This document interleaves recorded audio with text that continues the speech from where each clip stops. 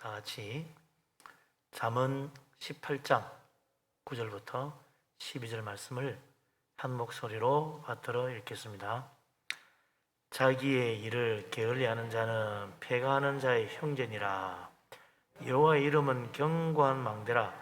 의인은 그리로 달려가서 안전함을 얻느니라. 부자의 재물은 그의 견고한 성이라. 그가 높은 성벽같이 여기느니라.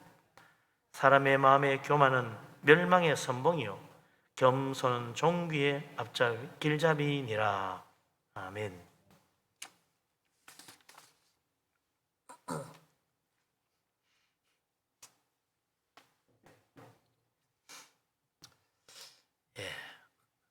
세상에는 참 부지런한 사람도 많습니다. 또 게으른 사람도 있어요. 성실한 사람이 있는가 하면 대충 하는 불성실한 사람도 있습니다.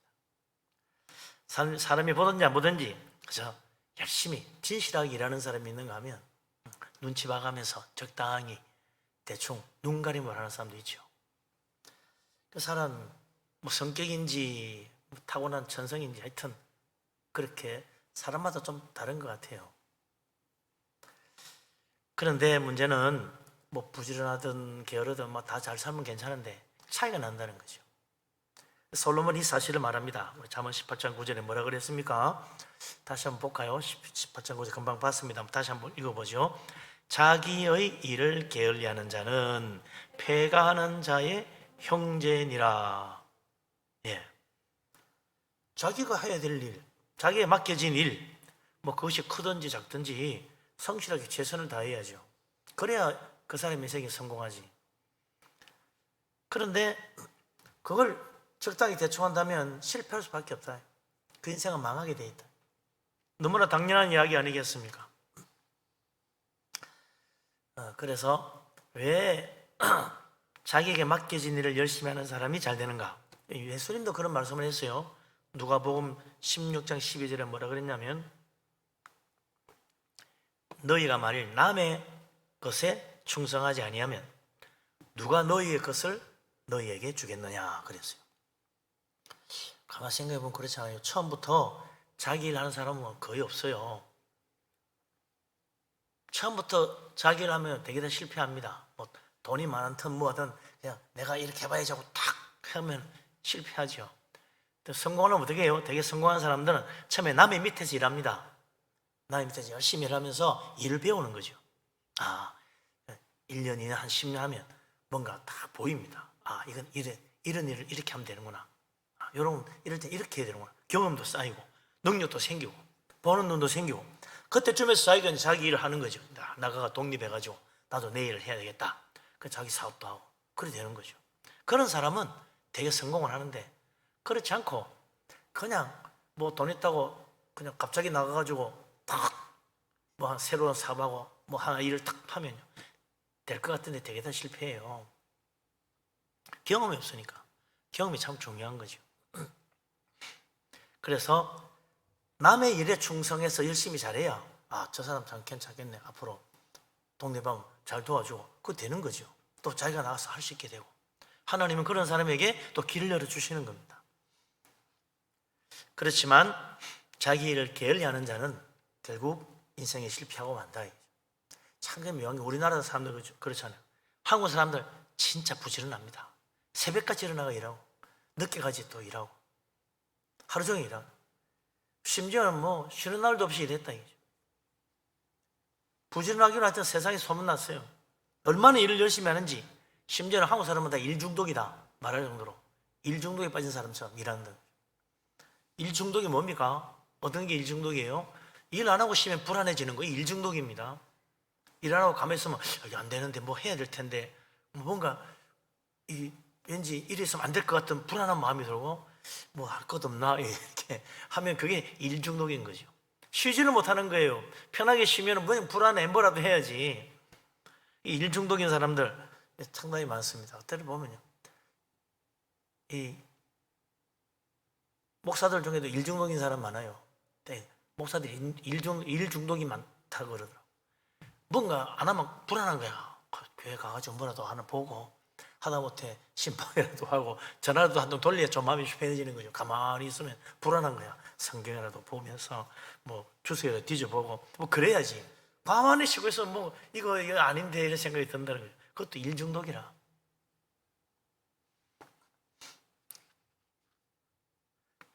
그렇게 열심히 일해서 우리나라가 이렇게 잘 됐는지 모르죠. 정말 열심히 하니까 잘 되는 가난한 나라, 부자 나라로 바뀌었잖아요. 게으른 나라가 잘 될 리가 없어요. 못 사는 나라가 오면 하나같이 게을러 일 안 해. 공산주의 망한 이유가 그거잖아요. 일 안 하는 거야. 심지어는 자기 집 앞에 있는 자기 집 대문 안에 있는 그 뜰에 마당에 나 있는 풀도 안 벤다고.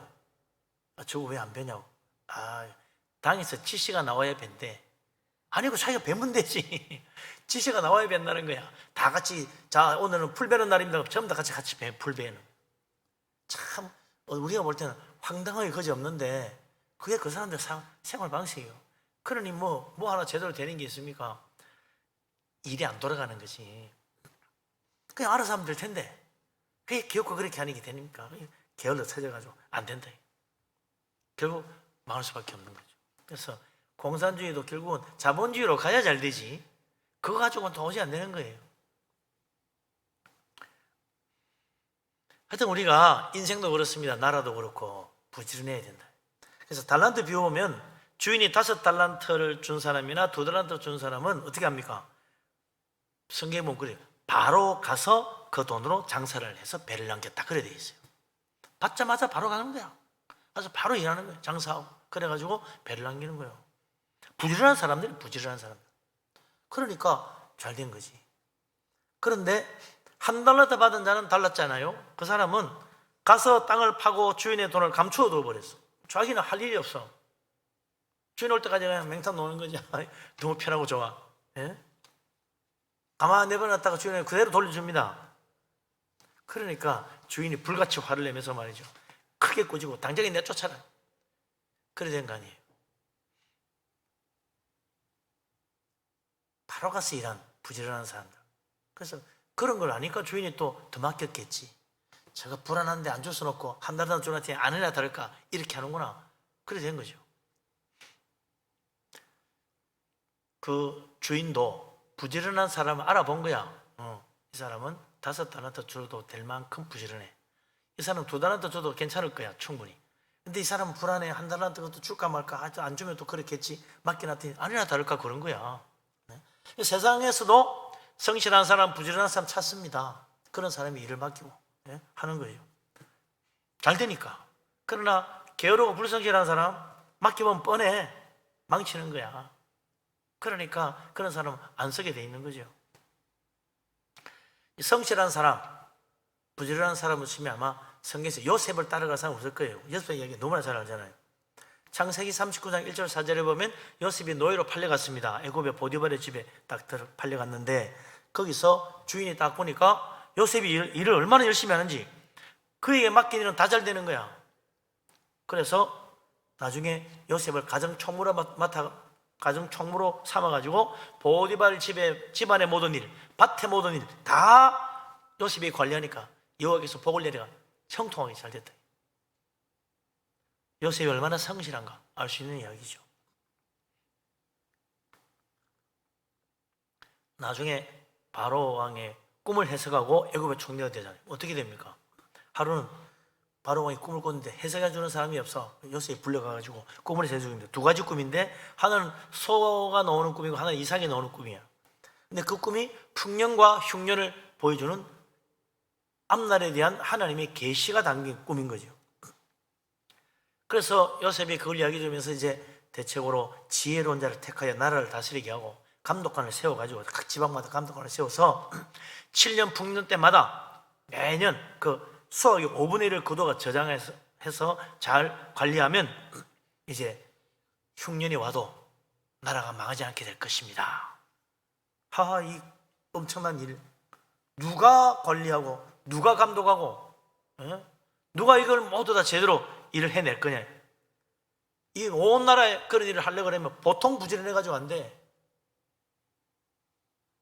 그 바로 왕이 요셉을 딱 보니까 이놈 성실한 것 같아. 그래서 네가 해라. 네가 지혜롭고 일 잘할 것 같아. 너가 이 맡아라. 애굽의 총리가 됐잖아요. 그래가지고 나라를 다스리게 했더니 대성공이야. 예? 요새 얼마나 나라를 잘하니. 그가 애굽의 총리가 되자마자 애굽을 순찰했다고 그랬어요. 바로 가서 순찰하는 거야. 바로 가가지고 다 돌아보는 거예요. 어디가 문제가 있고 뭐가 잘 되는가 다 점검하고 확인하고, 그래가지고 뭐 수리할 거 수리하고, 다시 고치고 이래가지고는 풍년에 곡식을 저장해가지고 흉년을 대비하니까 문제 없는 거예요. 심지어는 애굽만 사는 게 아니고 주변의 모든 나라도 다 굶주림을 어디 와서 해결합니까? 애굽에 와서 요셉에게 와가지고 곡식을 사가지고 다 사는 거예요.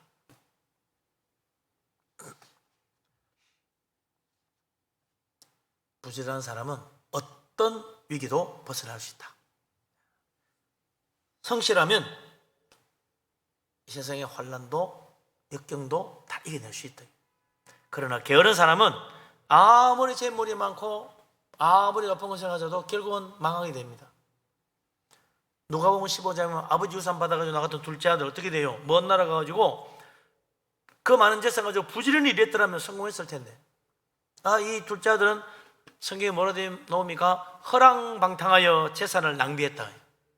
뭐 어떻게 돼요? 결국은 가진 재물 다 없어지고 말았다 그랬어요. 아무리 재물이 많으면 뭐해? 그냥 써대면 얼마 못 갑니다. 그런데 거기에 엎친데 덮친다고 가문까지 들어버렸네. 기운이 닥치니까 비참한 거지꼴이 되어 굶어 죽게 됐어. 부유한 아버지가 계시지 않았다면 이 사람 굶어 죽었어. 이 게으르고 일하기 싫고 놀기 좋아하던 이 아들 뉘우치고 아버지가 돌아가니까 다행히 위기에서 벗어나서 살게 된 거죠. 네? 세상도 그렇지만 하나님도 이 이야기를 통해 뭘 말씀하십니까? 너 부지런하게 성실하게 일해라. 세상도 그렇지만 하나님도 그런 사람 원한다. 그거 아니에요? 신앙적으로 하나님 맡겨주신 일 성실하게 부지런하게 열심히 해야지. 가만히 있으면 아무것도 할 게 없어요. 뭘 해야 될까 생각을 해봐야지. 그리고 어떻게 하면 잘 될까 궁리를 하고 찾아보고 열심히 하면 좋은 일들이 생기는 거예요. 근데 가만히 있으면 하늘에서 뭐 떨어집니까? 아무것도 안 떨어지지. 네? 하나님 오늘 갑자기 명령하여 이거 하거라, 그렇게 했으면 좋겠는데 그런 말씀이 하늘에서 남마다 들리나요? 아니거든. 예수님 말씀대로 깨어있어야 됩니다. 깨어있어야 돼요. 하나님 일에 대해 깨어있어야 된다. 네? 믿음에 깨어있다는 게 결국은 일을 열심히 하는 거지. 안 그래요? 열처녀도 그렇잖아요. 자, 등을 들고 나가서 신랑을 맞이하라. 그럴 때 지혜로운 다섯 처녀는 기름병을 같이 가지고 갔지만 미련한 다섯 처녀는 등만 들고 나가서, 그 예수님 나중에 뭐라고 그래요? 깨어있어라. 누가 깨어있은 사람입니까? 등불만 들고 나간 사람이 아니고, 자기가 생각해 보니까 혹시 기름 모자라면 어떡하지? 그래서 기름병도 하나 더 준비해 간 사람이 깨어있는 사람인 거죠. 그만 부지런한 거예요. 찾아보는 거야. 생각해 보는 거야. 이거 지금 결혼식 주관하는 연회장이 나에게 등불 들고 나가서 신랑을 맞이하라 했지만 그렇게 하면 되지. 더 이상 할 거 없어. 뭐 또 다른 게 뭐가 있어. 하라는 대로 했는데. 근데 그 사람은 부지런한 사람도 아니요, 깨어있지 못한 사람이었어. 그래, 더 이상 아무 생각 없어. 들고 나갔더니 맹탕, 나중에는 뭐 불이 꺼져가지고 신랑 맞이하지 못하잖아요. 근데 깨어있는 사람은 생각을 해본 거지. 모자라면 안 되지. 그러면 혹시 모르니까 기름병 같이 가보자. 이게 딱 적정한 거 아니에요. 신랑이 더디 오는 바람에 졸다가 깨버려 기름 다 돼가지고 불이 꺼져가니까 기름병 딱 채워가지고 신랑을 맞이했잖아요. 그 부지런하다는 건 무조건 일만 열심히 하는 게 아니고 생각을 해야 부지런하지요. 생각 없으면 부지런하지도 못해요. 가만히 있는 거지. 깨어있어야 됩니다. 깨어있다는 말은 생각을 한다는 거지. 자는 사람은 졸고 자는 사람은 아무 생각 없는 거 아니에요. 하나님 맡겨주신 일, 깨어있는 믿음으로 잘 살펴보고 뭘 해야 될까? 어떻게 하면 될까? 그래서 열심히 성실하게 부지런하게 하면 좋은 열매 맺게 되고 주님의 때에 쓰임받게 된다. 그래서 이 세상에서도 육적으로 성공하는 길도 부지런한 일이지만 신앙적으로도 영적으로 성공하려면 부지런해야 된다. 깨어있어야 돼. 오늘 우리가 정말 하나님 은혜 가운데 깨어있는 사람 돼가지고 어떤 일을 맡기더라도 충성되게 잘 감당하고 지혜롭게 행해서 좋은 열매 맺고 우리 하나님께 영광 돌리게 되기를 바랍니다. 아멘. 자, 이제 인생이란 이제 답이 나오는 거죠. 그래, 부지런하고 성실하면 성공하는 거야. 잘 되는 거야. 그런데 가끔 아무리 성실해도 아무리 열심히 해도 허무하게 무너져 버릴 수 있는 재난이 닥치거나 질병이 걸려서 꼼짝 못하게 될 수가 있다. 아무리 부지런하고 성실하면 뭐예요? 병들어 들어누운데 뭘 할 거야? 갑자기 뭐 엄청난 재앙이 닥치는데 어떡할 거예요? 사람의 힘으로 해결할 수 없는 어려움이 닥칠 수가 있다. 그때는 그 사람의 능력이나 성실함이나 뭐 깨어있고 아무 상관없이 그냥 다 당할 수밖에 없는 일이 생긴다. 이번에 튀르키예 그 지진 보세요. 와, 저런 지진이 나면 누가 어떻게 살 수가 있어? 뭐 책상 밑에 기어들어가고 아무 소용 없어. 다 죽는 거지. 그대로 무너지는데 뭐. 10년 전에 있었던 그 후쿠시마 그 지진에 해일 난 거 봤잖아요. 어마어마한 파도가 막 오는데 그게 뭐 대비하고 뭐고 무슨 소용이야. 다 죽는 거지. 네? 거기서는 뭐 아무리 높은 사람, 돈 많은 사람, 능력 있는 사람, 수영자라는 사람 아무 소용없어. 그냥 다 휩쓸려 죽는 거예요. 야, 저런 인간의 능력과 한계를 뛰어넘는 재앙이 닥치면 어쩔 수가 없구나. 네. 그때는 부지런해도 소용없고 성실해도 소용없고 돈 많아도 소용없고 아무 소용도 없어요. 잘나고 못한 사람, 잘났다 못났다 상관도 없어, 가릴 것도 없어. 다 당하는 거예요. 그러고 보면요, 그래서 솔로몬이 인생은 헛되다는 거예요. 큰 일이 닥치면 누구나 다 당할 수밖에 없다. 전쟁도 마찬가지죠. 뭐 요즘 우크라이나 전쟁, 거기 뭐 전쟁 났는데 어떡할 거야? 다 당하는 거지. 높고 낮은 사람 다 당하는 거예요. 자, 그럴 때 그냥 아이고 이걸 어쩔 수 없구나 넋 놓고 있을 거냐? 그래도 뭐 살 길이 없냐? 솔로몬이 그래서 그럴 때도 살 길을 찾아야지. 무작정 가만히 있으면 안 되지. 두 가지 길을 이야기해 줍니다. 10절, 11절 같이 한번 읽어봅시다. 여호와의 이름은 경관망대라. 의인은 그리로 달려가서 안전함을 얻느니라. 부자의 재물은 그의 경관성이라. 그가 높은 성벽같이 여기느니라. 아멘. 사람이 부지런하고 성실하면 대부분 성공하고 잘 되는데 가끔 우리의 성실하고 열심히 무너뜨리는 상상을 뛰어넘는 일이 생길 수 있다. 그럴 때 어떻게 하나? 여기 보니까 경관망대, 경관성이 두 가지가 있는 거죠. 어디서 살 길이 있습니까? 솔로몬이 말하기를 환난과 고난이 닥칠 때 사람이 의지할 만한 두 가지 피난처가 있는데 하나는 재물이고 하나는 하나님이다. 예. 하나님을 의지하든지 재물을 많이 모아서 큰 부자가 되든지 하면 될 거 아니냐. 여호와의 이름을 의지하는 사람이 누구냐? 믿음으로 사는 사람이죠. 예. 여호와의 이름 의지하는 믿음으로 사는 의인, 그 의인은 믿음으로 사는 사람 말하는 겁니다. 그런데 하나님은 전능하시니까 그래 뭔가 해결해 줄 것 같아. 근데 많은 재물을 모은 부자, 자기가 가진 그 많은 재산, 세상에 어떤 재난도 막아줄 수 있는 든든한 높은 성벽이 될 거라고 여긴다는 거야. 여긴다는 말은 아닌데 그렇게 착각한다는 이야기 아니에요. 사실은 그게 허상이야. 자기의 그 많은 재물에 자기가 속는 거예요. 이 정도면 충분할 거야. 안 된다는 거지. 군대 갈 때 말이죠. 부모님들이 아들이 군대 가면 마음이 아프잖아요. 아이고 고생하게 생각하니까 어떻게 해. 그러면서 어려울 때 쓰라고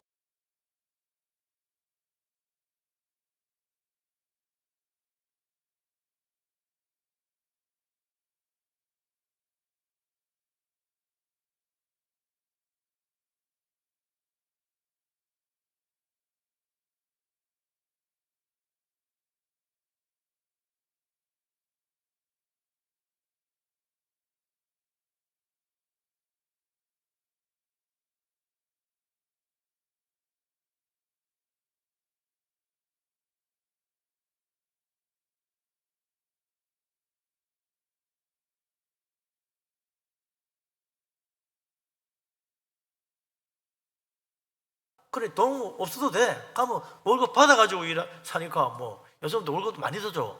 예? 얼마나 좋아요. 필요한 거 사면 돼. 아무 걱정할 거 없어. 그래서 사람은 또 돈이 있어야 된다 생각하는 거지. 그 돈 가져가 봐야 서지도 못하고 도로 돌려보내는 걸. 사람은 돈에 대한 의지가 참 강합니다. 은행에 통장에 수천만 원 이상 다 여유있게 들어있으면 얼마나 든든하겠어요. 어지간하면 뭐 이 몇천만 원 있는데 무슨 문제가 있겠어. 또 지갑에 현금을 두둑하게 가지고 다니면 마음도 든든하죠. 걱정할 거 없지. 뭐 어지간하면 요 가지고 충분히 안 되겠나, 이렇게 생각하고 가는 거죠. 그렇게 웬만하면 다 해결이 되죠. 또 그러다 보니 돈이 제일이란 말이 나오는 거 아닙니까? 뭐니 해도 머니가 최고라고. 네? 또 그 돈 가지고 또 권력주의에 가가지고 또 다 뇌물만 잘 쓰면 해결이 되나? 해결돼. 아이고, 권위 세진 사람도 돈 보면 좋아해가지고 다 풀어준다고. 그래서 뇌물 건전하다고 한다고 하는데 그 잘 안 되잖아요.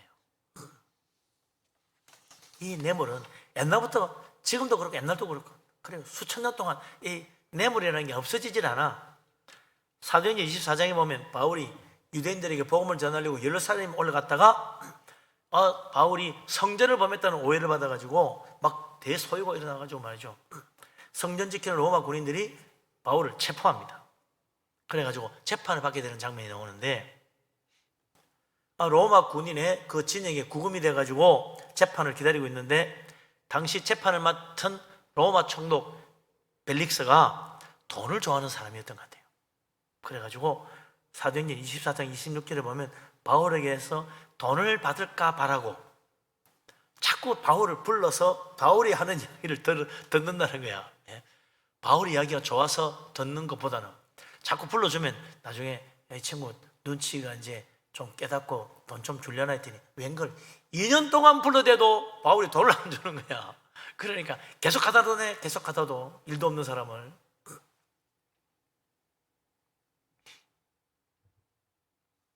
바울은 뭐 줄 돈도 없고 줄 마음도 없는 거지. 근데 베리사 혼자 그냥 긴제국을 마신 거예요. 근데 2년 동안 계속 불러대도 돈을 줘야 말이지. 근데 바울은 사실 그 전에 이미 다른 계획이 있는 거예요. 뭐냐? 그 앞에 보면 바울이 붙잡히자마자 그날 밤 하나님께서 바울에게 나타나가지고 네가 이 예루살렘에서 예수님을 증언한 것처럼 로마에 가서도 증언해야 된다. 그렇게 될 거라고 주님이 말씀해 주신 거예요. 그러니까 지금 내가 예루살렘에서 복음 전하고 끝나는 게 아니고 저 로마도 가도록 하나님 인도하시겠구나. 그 하나님 무슨 듣고 나니까 벨릭스에 가가지고 괜히 총독이 돈 줄 필요가 뭐 있어. 하나님이 다 계획이 있는데 벨릭스의 계획이 아니야. 하나님의 계획이지. 그래서 바울은 이제 나는 예수님의 증인으로 로마로 간다. 주님 말씀 듣고 주님 인도하심을 기다리는 거예요. 믿음으로 사는 사람은 이런 인생의 큰 어려움이 닥칠 때 주님께 달려가는 거예요. 바울처럼. 주님 어떻게 됩니까? 큰일 났어요. 여기 와서 복음 전할 때 붙잡혀가지고 여기 큰일 났습니다. 어떡하죠? 하나님이 걱정하지 마라. 네가 이렇게 목숨 걸고 와서 예루살렘에서 예수 그리스도 주님을 증거했는데 그곳에 가서도 나를 증언하게 될 것이다. 로마로 보내주마. 그랬다는 거 아니에요.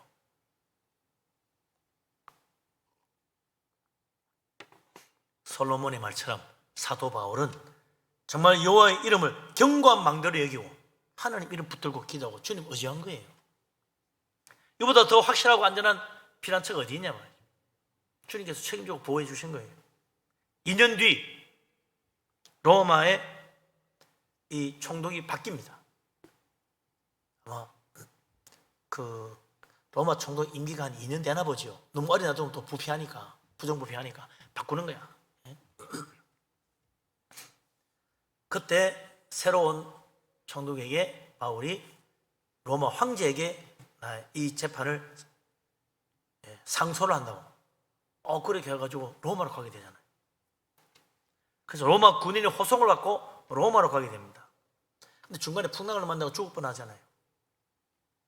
그때도 바울을 호송하는 로마 백부장이나 선장은 자기 경험, 사람들의 말 이런 것도 다 가는데 결국 어떻게 됐어요? 거친 풍랑에 배가 파선하게 됐다. 그러나 그럴 때도 바울은 하나님께 기도하고 하나님 의지하고 하나님 도움 구합니다. 위기를 닥칠수록 바울은 오직 하나님께 매달리는 거예요.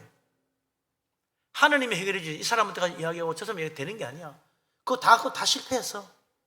백부장도 선장 말도 두고 이 사람 말도 두고 그리고 실패한 거 아니에요.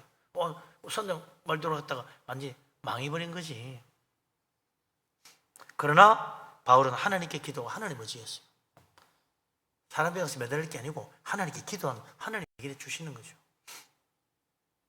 그래서 하나님께서 바울에게 응답을 주십니다. 걱정하지 마라. 안심하라. 너와 배에 있는 모든 사람의 생명을 내가 지켜주겠다. 배는 파산할지라도 너희들은 한 사람도 잃지 않고 다 살려주겠다. 하나님 그런 거예요.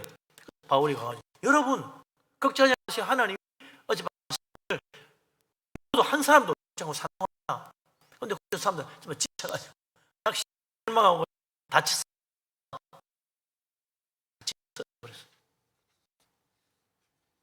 바울이 밥 해가지고 말이죠. 다 먹여주고 힘내라고. 그래서 다시 다 일어나가지고 그 풍랑을 헤쳐나간 거 아니에요. 그래서 정말 하나님 말씀대로 배는 비록 파선했지만 나중에 한 사람도 안 죽고 다 살아났잖아요. 그리고 바울은 마침내 주님이 말씀하신 대로 로마로 가서 예수님 그리스도의 복음을 전가하게 됐단 말이죠. 주님 의지하니까 주님이 해결해 주는 거예요. 뇌물 좋아하는 부패한 벨리스 로마 총독의 손에서도 하나님이 지켜주고 구원하시고 거친 풍랑으로 다 죽게 된 그때도 주님 의지하는 바울을 통해서 하나님이 구원하시고 은혜 베풀어 주신 거예요. 그래서 세상 사람들은 돈과 재물과 권세가 나를 지켜줄 거라고 견고한 성이라고 여기고 그것 붙들고 있지만 막상 재앙이 닥치고 환란이 닥치면 아무 소용이 없다. 그게 정말 우리를 구해주지 못한다. 우리의 진정한 견고한 성, 안전한 피난처는 여호와 하나님밖에 없다. 하나님 의지해야 돼. 노아의 시대도 그렇잖아요. 온 세상 뒤덮은 홍수가 났을 때 그 땅에 살던 갑부도 그 재물 아무 소용이 없이 멸망했어요. 백전백성의 영웅도 자기의 아무런 도움을 받지 못하고 결국 홍수로 멸망하고 말았어요. 당대 최고의 천재도 지혜자도 아무 소용 없었어요. 그 자기의 지혜와 자기의 그 머리로 자기를 구원하지 못해서 멸망하고 말았어요. 그러나 오직 하나님 믿고 하나님 의지한 믿음의 사람 의인 노아만은 하나님 말씀대로 홍수에 대한 경고를 듣고 방주를 만들어가지고 자기만 아니라 자기 집안 식구 다 살렸잖아요. 이보다 더 확실한 견고한 성이 어디 있고 이보다 더 확실한 안전한 피난처가 어디 있냐 말이에요. 세상에는 돈이 통하고 권력이 통하고 빽이 통하고 재물이 통한다지만 천국에는 오직 믿음만 통합니다. 말세 다시 온 세상 하나님의 심판의 불로 멸망할 때가 오는데 그때 구원받는 길 딱 하나밖에 없어요. 하나님 의지하는 믿음. 그 외에는 없다 이거지. 믿음으로 사는 자를 하나님 반드시 구원하십니다. 하나님 이름만이 진정한 우리의 피난처요 견고한 망대다. 하나님 이름 의지하고 믿음으로 사는 믿음의 사람, 정말 그래서 하나님의 보호하심으로 이 세상 어떤 환난과 역경도 이겨나가고 마침내 저 천국에 이르는 축복의 사람 되시기를 주님의 이름으로 축원합니다. 아멘. 솔로몬이 마지막으로 우리 인생의 그 성공의 길을 다시 한번 말해줍니다. 그게 뭡니까? 겸손하라는 거죠. 18장 12절 같이 한번 읽어봅시다. 사람의 마음에 교만은 멸망의 선봉이요 겸손은 종귀의 앞잡이니라. 아멘. 이거 지금 우리 자문 앞에서 여러 번 봤죠? 여러 번 나오는 말이에요. 똑같은 말이 계속 나와. 자문 15장 25절에는 여호와는 교만한 자의 집을 허신다. 자문 16장 18절에도 교만은 패망의 선봉이요 거만한 마음에 넘어짐의 앞잡이니라. 똑같은 말이 나와. 잠언 29장 23절에도 사람이 교만하면 낮아지게 되고 마음이 겸손하면 영예를 얻으리라 그랬어요. 똑같은 말이 계속 나오는 거예요. 잠언에만 나오나 솔로몬의 잠언만 아닙니다. 이사야 선지자, 예레미야 선지자, 호세아 선지자, 에스겔 선지자 모든 선지자가 계속 이걸 이야기하고 있어요. 이사야에서 2장 11절부터 처음부터 또 나와요. 그날에 눈이 높은 자가 낮아지며 교만한 자가 굴복되고 여호와께서 홀로 높임 받으시리라. 이 말이요 계속 반복됩니다. 10번도 더 반복돼요. 이사야서에서. 예레미야 선지자도 똑같은 이야기 합니다. 왜 이스라엘이 이렇게 멸망하느냐? 교만했기 때문에. 그의 눈이 교만하여 하나님 앞에 범죄하고 타락함으로 하나님의 진노의 심판으로 나라가 멸망한다. 계속 그랬어요. 수없이 이야기해. 에스겔도 그렇고 호세아도 그렇고 아모스도 그렇고 다 그 이야기예요. 그 교만은 이스라엘만 멸망시킨 게 아니다. 이웃 나라 모두 이방 나라가 다 교만하여 타락하고 하나님 앞에 범죄하여 하나님의 진노의 심판으로 멸망한다. 그게 예언, 다 예언, 똑같은 예언이요. 시대가 다르고 예언하는 나라가 다르지만 결과는 똑같은 거예요. 하나님은 겸손한 자에게 은혜를 베푸십니다. 하나님은 겸손한 자를 높여주십니다. 하나님은 겸손한 자를 축복하시고 잘되게 해주신다. 우리 예수님도 그랬잖아요. 겸손하게 자기를 낮추고 남을 섬기는 사람이 천국에서 높은 자라. 그 사람 높임 받는다. 그러니 겸손하라. 주님이 계속 말씀하시는 거죠. 그리고 오늘 이 말씀 보면요, 멸망으로 가는 사람들의 특징이 뭐냐? 첫째, 게으른 사람. 둘째, 교만한 사람이야. 예? 그리고 셋째, 세상 재물을 의지하는 사람. 세상 어리석은 사람. 그게 결국은 잘 되는 것 같으나 패망의 길로 가는 어리석은 일이다. 세상에 실패의 길 세 가지. 게으름, 교만, 세상 재물을 의지하는 거. 세상을 의지하는 거. 그러나 정말 우리 인생을 축복 가운데 견고한 망대로 나를 든든히 지켜줄 수 있는 것이 뭐냐? 하나님의 이름 의지하는 것, 믿음 안에 성실하게 주님 섬기는 것, 겸손하게 주님 앞 은혜 가운데 우리 하나님 잘 받들어 섬기는 것. 그게 최고의 축복이고 가장 안전한 길이다.